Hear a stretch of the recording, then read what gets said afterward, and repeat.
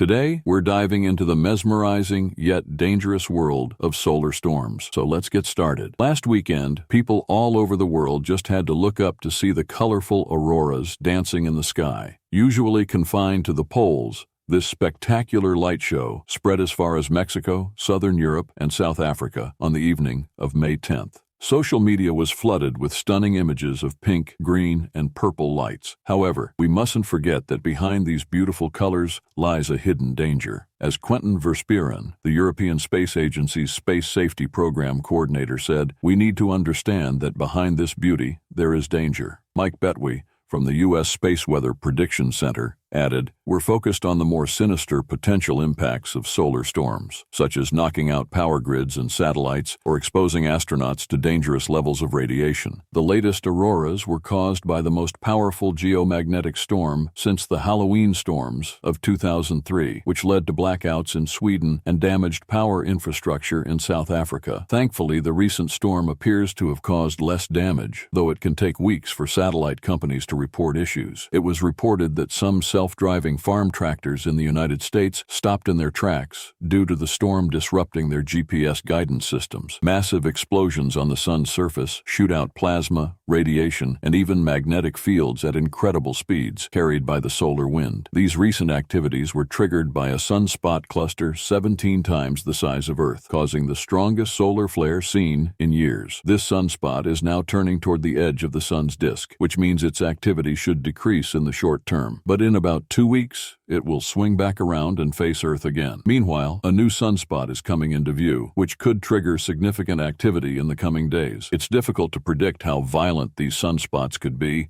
or whether they will create more auroras. But solar activity is approaching the peak of its roughly 11-year cycle, making the odds of another major storm highest between now and the end of next year. Geomagnetic storms, like the recent one, create a magnetic charge of voltage and current, essentially overloading things like satellites and power grids. The most famous example is the Carrington event in 1859, the worst solar storm on record. This storm caused sparks to fly off telegraph stations, and some telegraphs worked without being plugged into a power source. So what would happen if such a powerful geomagnetic storm struck Earth again? Most countries have improved their power grids, which should prevent prolonged outages like those that hit Sweden in 2003 or Canada in 1989. Still, it's recommended to have an emergency kit in case the electricity goes out for a day or two. Having fresh water on hand is also a good idea in case filtration plants go offline. Astronauts are particularly at risk from radiation during extreme solar activity. Those on the International Space Station usually take shelter in the safest part of the station